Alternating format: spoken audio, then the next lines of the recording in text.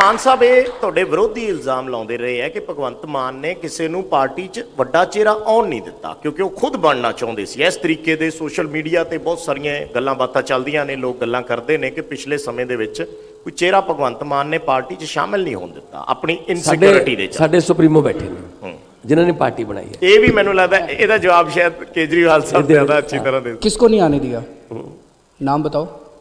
ਜਦੋਂ ਪਿਛਲੀ ਵਾਰ ਦੀ ਸਰਕਾਰ ਸੀ ਨਵਜੋਤ ਸਿੰਘ ਸਿੱਧੂ ਦਾ ਨਾਮ ਆਇਆ, ਮਨਪ੍ਰੀਤ ਬਾਦਲ ਦਾ ਨਾਮ ਆਇਆ ਕਿ ਉਹ ਤੁਹਾਨੂੰ ਜੁਆਇਨ ਕਰਨਾ ਚਾਹੁੰਦੇ ਸੀ। ਪਤਾ ਨਹੀਂ ਗੱਲ ਕਿੱਥੇ ਰਹਿ ਗਈ, ਉਹ ਤੁਹਾਨੂੰ ਜ਼ਿਆਦਾ ਪਤਾ ਹੋਣਾ है। उनसे पूछ के बता दो जी। और जरूरी थोड़ी कि जिनके नाम आपने लिए उनको हम लेना चाहते थे। ये बिल्कुल गलत है कहना कि भगवंत मान ने किसी का नाम नहीं आने दिया। क्योंकि मैं सवाल सर ਤੁਹਾਨੂੰ ਇਸੇ ਲਈ ਪੁੱਛ ਰਿਹਾ ਕਿ ਪਬਲਿਕ ਡੋਮੇਨ ਦੇ ਵਿੱਚ ਇਹ ਕੁਝ ਕਨਫਿਊਜ਼ਨਸ ਨੇ, ਸੋ ਆਪਾਂ ਅੱਜ ਮੰਚ ਤੇ ਬੈਠੇ ਹਾਂ ਤਾਂ ਚੀਜ਼ਾਂ ਮੈਨੂੰ ਲੱਗਦਾ ਕਲੀਅਰ ਹੋ ਜਾਣੀਆਂ ਚਾਹੀਦੀਆਂ। बिल्कुल गलत है और ये वाली अफवाहें जो है वो विरोधी पक्ष वाले लगाते रहते हैं क्योंकि उनके पास कुछ कहने को नहीं होता। तो ये बिल्कुल गलत है। भगवंत मान जी की अध्यक्षता में जी, जैसे ही पिछले चुनाव खत्म हुए थे तब से आप अध्यक्ष हैं। 8 मई से 8 मई से, हाँ 17 से, तब से अध्यक्ष हैं और इनकी अध्यक्षता के अंदर आज ये चुनाव लड़ा जा रहा है। अब तो खैर ये सीएम फेस भी हैं, अध्यक्ष भी हैं और आज सारे पोल्स के अंदर अगर आम आदमी पार्टी नंबर 1 आ रही है तो इसका मतलब इन्होंने जो कुछ भी किया अच्छा ही किया। अगर किसी को नहीं आने दिया वो भी अच्छा किया और अगर किसी को आने दिया वो भी अच्छा ਤੁਸੀਂ ਹੌਲੀ ਕਿ ਦੇਣੇ ਨਵਜੋਤ ਸਿੰਘ ਸਿੱਧੂ ਹੋਰਾਂ ਦਾ ਨਾਮ ਲੈ ਦਿੰਦੇ ਹੋ ਨਾ ਕਈ ਵਾਰ, ਉਹ ਕਿਉਂ ਲੈਂਦੇ ਹੋ ਇਸ ਕਰਕੇ ਉਹਦੀ ਚਰਚਾ ਵੀ ਸ਼ੁਰੂ ਹੋ ਜਾਂਦੀ ਹੈ। ਸੋ ਮੈਂ ਚਾਹੂੰਗਾ ਤੁਸੀਂ ਉਹ ਵੀ ਦੱਸ ਹੀ ਦਿਓ ਕਿ ਤੁਸੀਂ ਜਿਹੜਾ 93% ਦਾ ਤੁਸੀਂ ਜ਼ਿਕਰ ਕੀਤਾ ਉਸ ਦਿਨ ਸਟੇਜ ਤੇ ਔਰ ਤੁਸੀਂ ਇਹ ਬੋਲਿਆ ਕਿ ਨਵਜੋਤ ਸਿੰਘ ਸਿੱਧੂ ਦਾ ਨੂੰ ਵੀ ਲੋਕਾਂ ਨੇ ਵੋਟ ਪਾਈ ਜਾਂ ਉਹਨਾਂ ਨੂੰ ਰਾਇਸ਼ੁਮਾਰੀ ਦੇ ਵਿੱਚ ਉਹਨਾਂ ਦਾ ਨਾਮ ਲਿਆ, ਇਹ ਗੱਲ ਅਰਵਿੰਦ ਕੇਜਰੀਵਾਲ ਹੋਰਾਂ ਵੱਲੋਂ ਸਟੇਜ ਤੇ ਕਿਉਂ ਕਹੀ ਗਈ? उनका आया था नाम इसीलिए कही। ਐਡੀ ਸਿੰਪਲ ਗੱਲ ਲੱਗਦੀ ਤੇ ਕੁਛ ਨਾ ਕੁਛ ਤੇ ਇਸ ਦੇ ਪਿੱਛੇ ਜ਼ਰੂਰ ਸਟ੍ਰੈਟਜੀ ਹੋਣੀ ਹੈ। ਤੁਸੀਂ ਕਰ ਸਕਦੇ ਹੋ ਸ਼ੇਅਰ ਜੇ ਕੋਈ नहीं और कुछ नहीं है। ਜਾਂ ਆਮ ਆਦਮੀ ਪਾਰਟੀ ਨੂੰ ਇਹ ਲੱਗਦਾ ਹੈ ਕਿ ਅਰਵਿੰਦ ਨੂੰ ਨਵਜੋਤ ਸਿੰਘ ਸਿੱਧੂ ਨੂੰ ਔਰ ਚਰਨਜੀਤ ਚੰਨੀ ਹੋਰਾਂ ਦਾ ਇੱਕ ਦਾ ਨਾਮ ਲੈ ਦਿਓ, ਆਪੇ ਆਪਸ ਦੇ ਵਿੱਚ ਦੂਜੀ ਪਾਰਟੀ ਦੇ ਵਿੱਚ ਰੌਲਾ ਪੈਂਦਾ ਰਹੇਗਾ। रोला तो वैसे ही पाया हुआ है जी, हमारी जरूरत ही क्या। देखो जी, 2 है जी, एक मेरी और इनकी जोड़ी है जी, 2 भाइयों की जोड़ी है और एक सिद्धू की और चन्नी की जोड़ी है। पंजाब को तय करना कौन सी जोड़ी चाहिए, कौन सी जोड़ी पंजाब को भविष्य दे सकती है। सिद्धू ਦੇ ਲਈ ਕੋਈ ਵਿੰਡੋ ਅੱਜ ਵੀ ਹੈ कि सब विंडोज क्लोज हो चुकी हैं आम आदमी पार्टी वाली? वो आ रहे हैं क्या?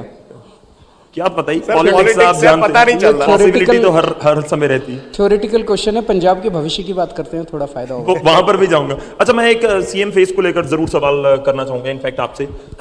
2 चीजें हैं, एक तो विरोधी कह रहे हैं कि अगर भगवंत मान ही आपकी चॉइस थी तो फिर इतना डिले क्यों कर, आप 4-5 महीने पहले या 2 महीने 3 महीने पहले कर सकते थे। और दूसरा जो नेता वाला सवाल कर रहे हैं वो इसलिए भी क्योंकि ये चर्चे हैं कि देखिए 100 में से 93% भगवंत मान जी का नाम आ गया, उसके बाद कोई लीडर ऐसा नहीं दिखा जिसको लेकर लोगों ने वोट किया।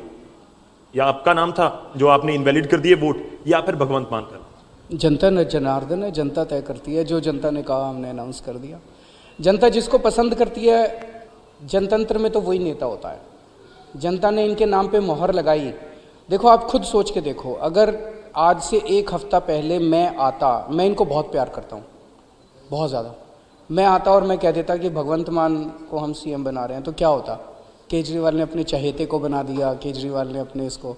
तो हमने जनता से पूछा और जनता 93% लोगों ने जब कहा तो पूरे पंजाब को जवाब मिल गया कि भगवंत मान डिजर्व करते हैं। विरोधी आपके इसको पॉलिटिकल ड्रामा करार दे, और वो कह भी क्या सकते हैं, उनके पास और कुछ कहने को भी तो नहीं है ना। ਅੱਛਾ, ਮੇਰਾ ਭਗਵੰਤ ਮਾਨ ਸਾਹਿਬ ਤੁਹਾਡੇ ਤੋਂ ਇਸੇ ਨਾਲ ਜੁੜਿਆ ਇੱਕ ਸਵਾਲ ਹੈ ਛੋਟਾ ਜਿਹਾ, ਮੈਂ ਪੰਜਾਬ ਦੇ ਕਲਚਰ ਨਾਲ ਜੋੜ ਕੇ ਇਹ ਸਵਾਲ ਪੁੱਛਣਾ ਚਾਹਣਾ ਹੈ। ਨਵਜੋਤ ਸਿੰਘ ਸਿੱਧੂ ਹੋਰਾਂ ਨੇ ਜ਼ਿਕਰ ਕੀਤਾ ਸੀ ਇਸ ਗੱਲ ਦਾ ਔਰ ਉਸ ਤੋਂ ਬਾਅਦ ਉਹ ਗੱਲ ਅੱਗੇ ਲੰਬੀ ਚੱਲਦੀ ਗਈ। ਉਹਨਾਂ ਨੇ ਕਿਹਾ ਕਿ ਬਰਾਤ ਆ ਰਹੀ ਹੈ, ਲਾੜੇ ਦਾ ਪਤਾ ਨਹੀਂ। ਮੈਂ ਸ਼ਬਦ ਤੇ ਸਟਿਕ ਕਰ ਰਿਹਾ, ਮਤਲਬ ਮੇਰੀ ਹੋਰ ਕੋਈ ਮਨਸ਼ਾ ਨਹੀਂ ਇਹ ਸਵਾਲ ਪੁੱਛਣ ਦੀ। ਸ਼ਬਦ ਇਹ ਹੈ ਕਿ ਉਹਨਾਂ ਨੇ ਕਿਹਾ ਕਿ ਲਾੜਾ ਕੌਣ ਹੋਏਗਾ, ਬਰਾਤ ਆ ਰਹੀ ਹੈ। ਤੁਸੀਂ ਸਮਝਦੇ ਹੋ ਵੀ ਪੰਜਾਬ ਦੇ ਕਲਚਰ ਦੇ ਵਿੱਚ ਇਹ ਗੱਲਾਂ ਐਕਸੈਪਟੇਬਲ ਨੇ ਕਿ ਤੁਸੀਂ ਕਹੋ ਕਿ ਕਿਸੇ ਦੇ ਘਰੇ ਬਰਾਤ ਆ ਰਹੀ ਹੈ ਜਾਂ ਲਾੜਾ ਬਣ ਕੇ ਆ ਰਿਹਾ, ਜਾਂ ਤੁਸੀਂ ਬਰਾਤ ਲੈ ਕੇ ਜਾ ਰਹੇ ਹੋ ਜਾਂ ਵੋਟਾਂ ਕਿਸੇ ਤੋਂ ਲੈਣੀਆਂ ਹੁੰਦੀਆਂ ਭੈਣ ਭਰਾ ਬਣ ਕੇ? ਇਹ ਪੰਜਾਬ ਦਾ ਕਲਚਰ ਹੈ, ਮੈਨੂੰ ਲੱਗਦਾ ਤੁਸੀਂ ਇਸ ਨੂੰ ਜ਼ਿਆਦਾ ਚੰਗੀ ਤਰ੍ਹਾਂ ਸਮਝਦੇ ਹੋ। देखो, जिस दिन ਇਹ ਗੱਲ ਕਹੀ ਸੀ ਸਿੱਧੂ ਸਾਹਿਬ ਨੇ, ਮੈਂ ਉਸੇ ਦਿਨ ਹੀ ਇਸ ਗੱਲ ਦਾ ਖੰਡਨ ਕੀਤਾ ਸੀ ਕਿ ਕੋਈ ਲਾੜਾ ਜਾਂ ਬਰਾਤ ਨਹੀਂ, ਅਸੀਂ ਤਾਂ ਭੈਣ ਭਰਾ ਪੁੱਤ ਭਤੀਜੇ ਬਣ ਕੇ ਜਾਵਾਂਗੇ। ਇਹ ਕੋਈ ਅਸੀਂ ਕਿਸੇ ਦੇ ਘਰੇ ਢੁੱਕਣ ਥੋੜੀ ਚੱਲੇ ਹਾਂ, ਠੀਕ ਹੈ ਨਾ। ਇਹ ਉਹਨਾਂ ਦੀ ਲੈਂਗੁਏਜ ਹੋ ਸਕਦੀ ਹੈ ਵੀ ਜੀ ਸਾਡੀ ਬਰਾਤ ਤਿਆਰ ਹੈ, ਲਾੜਾ ਲੱਭਾਂਗੇ।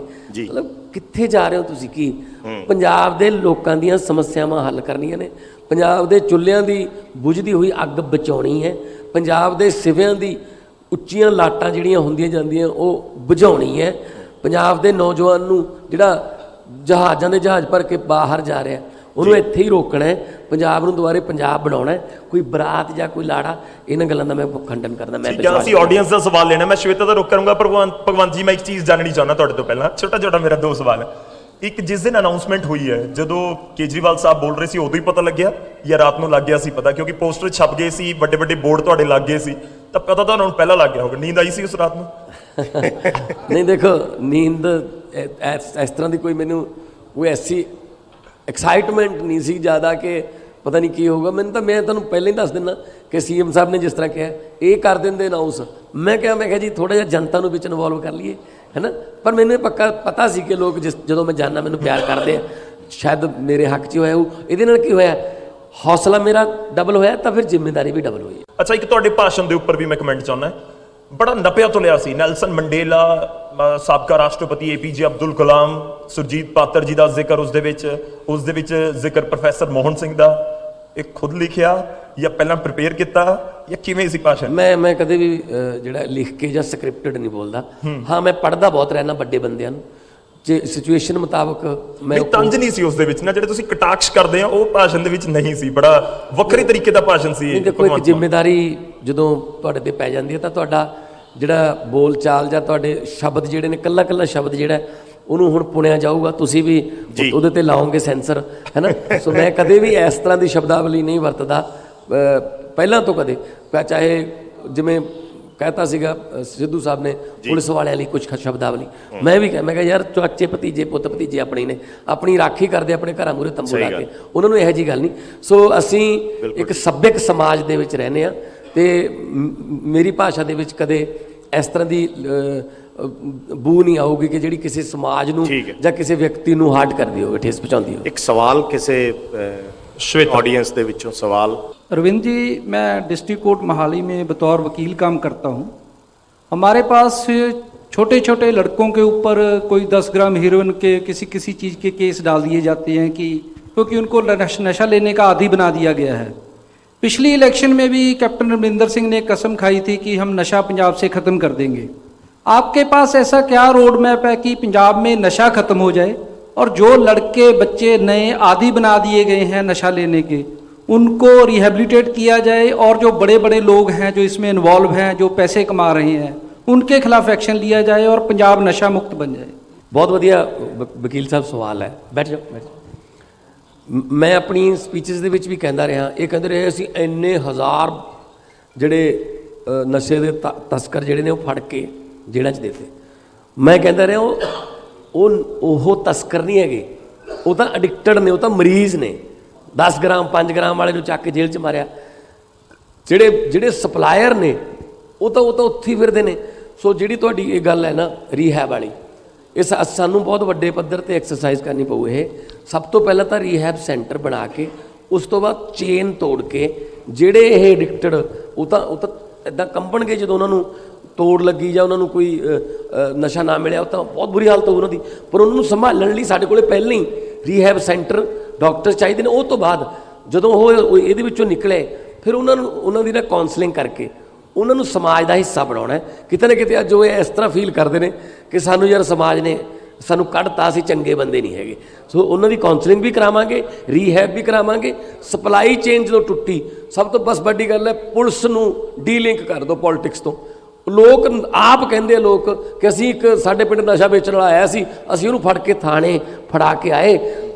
ਲੋਕ ਬਾਅਦ 'ਚ ਆਏ ਘਰੇ, ਉਹ ਪਹਿਲਾਂ ਆ ਗਿਆ ਕਿਉਂਕਿ ਉਹਦੇ ਆਕਾਵਾਂ ਦਾ ਫੋਨ ਚਲਾ ਜਾਂਦਾ ਥਾਣੇ ਦੇ ਵਿੱਚ, ਛੱਡ ਦਿਓ ਜੀ ਆਪਣੀ ਬੰਦਾ, ਛੱਡ ਦਿਓ ਜੀ। ਇਹ ਸਾਰਾ ਕੁਝ ਅਸੀਂ ਬਿਲਕੁਲ ਕਲੀਨ ਕਰਕੇ ਇਸ ਤਰ੍ਹਾਂ ਅਸੀਂ ਜਿਹੜਾ ਇਹਦਾ ਅਰਵਿੰਦ ਜੀ, ਤੁਹਾਡਾ ਤੇ ਐਡਮਿਨਿਸਟ੍ਰੇਟਿਵ ਤਜਰਬਾ ਹੈ ਇਸ ਚੀਜ਼ ਦੇ ਨਾਲ ਵੀ, ਤੁਸੀਂ 2-4 ਹੋਏ ਹੋਣਗੇ ਦਿੱਲੀ ਦੇ ਵਿੱਚ, ਕਿਸ ਤਰੀਕੇ ਨਾਲ ਮੈਨੇਜ ਕੀਤਾ ਇਹਨਾਂ ਚੀਜ਼ਾਂ ਨੂੰ ਤੁਸੀਂ, ਜਾਂ ਜਿੰਨੇ ਵੀ ਮਾਮਲੇ ਤੁਹਾਡੇ ਧਿਆਨ 'ਚ ਆਏ? सर, नीयत का सवाल है जो भी भगवान जी ने कहा जी। अगर आपकी नीयत नशा ख़त्म करने की है जी तो नशा ख़त्म हो सकता है, और अगर आपकी नीयत नौटंकी करने की है, अगर आप नशा करने वालों के साथ मिले हुए हो जी तो आप क्या करोगे? एक फर्जी एफआईआर कराओगे, दोषियों को मौका दोगे कि जाके एंटीसिपेटरी बेल ले लो, यही सब नौटंकी करोगे? 111 दिन मिले थे इनको, और उसके पहले 4.5 साल मिले कैप्टन साहब को। इन्होंने क्या किया? कुछ नहीं किया। क्यों? क्योंकि कहीं ना कहीं साठ-गांठ है सारों के अंदर। अगर हमारी नीयत साफ है, अगर हम करना चाहते हैं, तो इन्होंने फार्मूला बता दिया कि 2 लेवल पे एक्शन होगा। एक, रिहैबिलिटेशन सेंटर बनाएंगे जो कि बच्चों को रिहैबिलिटेट करेंगे, उनको स्किल देंगे और उनको जॉब्स दिलवाएंगे। दूसरे लेवल पे जो सप्लायर हैं, ढेरों बहुत बड़ा सप्लाई नेटवर्क है, इनकी अगर धरपकड़ शुरू कर दो आप। अगर हमारा मुख्यमंत्री ईमानदार है और ये नशा बेचने वालों से नहीं मिला हुआ, तो ये क्या करेगा? ये डीजीपी को बुला के बोलेगा कि 10 दिन के अंदर एक सप्लायर जेल के अंदर होना चाहिए। पुलिस को खुला हाथ दे दो आप, पुलिस सारे नेटवर्क को जानती है, एक पुलिस वाला जानता है, उनको खुला हाथ नहीं देते। जब कोई डीजीपी कहता है कि मैं इसको पकड़ लूं, तो उस डीजीपी को बदल देते हैं। अभी हमने तमाशा देखा पंजाब का, 4 डीजीपी बदल दिए। क्यों बदल दिए? क्योंकि किसी को बचाना है, किसी को पकड़ना है। ये नहीं होगा, पंजाब के हक में काम होगा। मतलब एक्चुअल च लक तोड़ रहे हैं। एक्चुअल मैं इसी से जुड़ा एक सवाल जरूर जानना चाहूंगा। मैं अभी रिसेंटली एक इंटरव्यू में आपके देख रहा था, आप कह रहे थे कि 3 महीने में हम भ्रष्टाचार खत्म कर देंगे। नशे को लेकर प्लान है जो ये आप कह रहे हैं कि इंप्लीमेंट कितनी देर में हो सकता है? मुझे क्योंकि लगता पिछली है बार दावा था 4 महीने का, कैप्टन साहब कह रहे थे 4 हफ्ते उन्होंने में। तो 1 महीना कहा था, 4 गुटका हफ्ते। साहब की 4 हफ्ते कहा था। मेरा अपना मानना है 3 से 6 महीने के अंदर, मैं ये भी अगर कहूँ 1 महीने में पूरा नेटवर्क खत्म हो जाएगा, समय लगेगा। 3 से 6 महीने के अंदर आपको देखने वाले नतीजे मिलने चालू हो जाएंगे, अच्छे नतीजे मिलने चालू हो जाएंगे 3 से 6 महीने के अंदर। और 17 और 22 में आपको नशे की स्थिति कैसी लगती है? वैसी की वैसी है, वैसी है वो तो। बढ़ाई है। नहीं, कैप्टन और कांग्रेस दावा करते हैं कि हमने बहुत एक्शन किया, वोट सेंटर्स बना दिए और एसटीएफ बना दी, उसने कार्रवाई की, बहुत सारे केसेस हुए, तो बहुत कम हो गया नशा। एक लिफाफा तो 5 साल खोला नहीं। कोर्ट कह रही है हमने कब कहा है ना खोलो, एसटीएफ ने जो लिफाफा बनाया था। और सबसे देखो, पंजाब गुरुआं दे नां ते वसदा है गौरव। साडे हर रोज़ स्पीकरां चों गुरु नानक नाम चढ़दी कला तेरे भाणे सरबत दा भला दा बाणी दा प्रचार हुंदा है। ਅੰਮ੍ਰਿਤਸਰ ਸਾਡਾ ਸਭ ਤੋਂ ਪਵਿੱਤਰ ਸ਼ਹਿਰ ਹੈ ਜਿੱਥੇ ਦਰਬਾਰ ਸਾਹਿਬ। ਤੁਸੀਂ ਸੋਚ ਸਕਦੇ ਹੋ, ਮਤਲਬ ਹੈਰਾਨੀ ਦੀ ਹੱਦ ਹੈ ਕਿ ਅੰਮ੍ਰਿਤਸਰ ਦੇ ਵਿੱਚ ਇੱਕ ਨਸ਼ਾ ਛਡਾਊ ਕੇਂਦਰ ਹੈ, ਉਹ 'ਤੇ ਲਿਖਿਆ ਹੈ नशा छड़ाऊ केंद्र only for girls. Sir, girls के लिए स्कूल होते थे, गर्ल्स के लिए सिलाई सेंटर होते थे। मतलब कितनी शर्म की बात है कि पंजाब में नशा छड़ाऊ केंद्र ओनली फॉर गर्ल्स।